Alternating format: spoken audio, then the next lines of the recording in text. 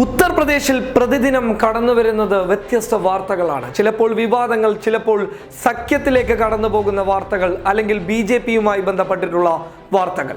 എന്നാൽ ഇപ്പോഴിതാ കടന്നു വന്നിട്ടുള്ള ഒരു വാർത്ത എന്ന് പറയുന്നത് മായാവതിയും പ്രിയങ്കയും നേർക്കുനേർ നിന്ന് പോരാടുന്ന ഒരു വലിയ കാഴ്ചയാണ്. അതായത് ഉത്തർപ്രദേശിലെ ശക്തനായ നേതാവാണ് ചന്ദ്രശേഖർ ആസാദ്. തീപ്പൊരി നേതാവ് തന്നെയാണ് അദ്ദേഹം. അദ്ദേഹത്തിന്റെ പാർട്ടിയായ ഭീം ആർമി ശക്തമായ സ്വാധീനമാണ് ദളിതർക്കിടയിൽ നടത്തിക്കൊണ്ടിരിക്കുന്നുള്ളത്.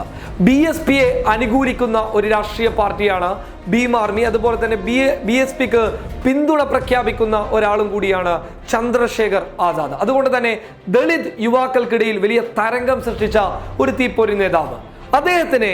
അദ്ദേഹം ഒരു വാഹന റാലി, അദ്ദേഹത്തിന്റെ രാഷ്ട്രീയ പാർട്ടി അവിടെ ഒരു വാഹന റാലി നടത്തിയിരുന്നു. അതായത് സഹാറൻപൂരിലെ ദയൂബന്ദിലായിരുന്നു വാഹന റാലി നടത്തിയത്. എന്നാൽ ഈ വാഹന റാലിയിൽ കൂടുതൽ വാഹനങ്ങൾ വന്നു എന്നും ഇവിടെ ഒച്ചപ്പാടും ബഹളവും ഉണ്ടാക്കുന്നുണ്ട് എന്നൊക്കെ പറഞ്ഞ് പോലീസ് ആ റാലിയെ തടയുകയുണ്ടായി. അതിന്റെ പേരിൽ പോലീസും പ്രവർത്തകരും തമ്മിൽ പ്രശ്നങ്ങൾ നടന്നു. ഒടുവിൽ ചന്ദ്രശേഖർ ആസാദിനെ പോലീസ് മർദ്ദിച്ചതിന് ശേഷം പിടികൂടി അറസ്റ്റ് ചെയ്യുകയും അറസ്റ്റ് ചെയ്തതിന് ശേഷം പോലീസ് സ്റ്റേഷനിൽ വെച്ച് ദേഹാസ്വസ്ഥം ഉണ്ടാവുകയും തുടർന്ന് ആശുപത്രിയിൽ പ്രവേശിക്കുകയും ചെയ്തു. അതിനുശേഷം ചന്ദ്രശേഖർ ആസാദിനെ പ്രിയങ്ക ഗാന്ധി കാണുവാൻ മീററ്റിലെ ഹോസ്പിറ്റലിലേക്ക് എത്തുകയും ചെയ്തു. പക്ഷേ അവിടെ പ്രിയങ്ക ഗാന്ധി എത്തിയ ഉടൻ തന്നെ മാധ്യമങ്ങൾ അവിടെ കടന്നു വന്നു. മാധ്യമങ്ങളൊക്കെ പ്രിയങ്കയോട് ഒരുപാട് ചോദ്യങ്ങൾ ചോദിക്കാൻ തുടങ്ങി.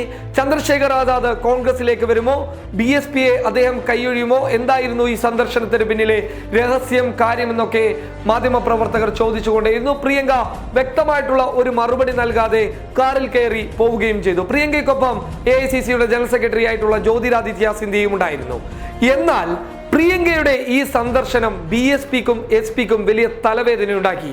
മായാവതിയെ ഉടൻ തന്നെ അഖിലേഷ് യാദവ് കാണാൻ വേണ്ടി പോയി.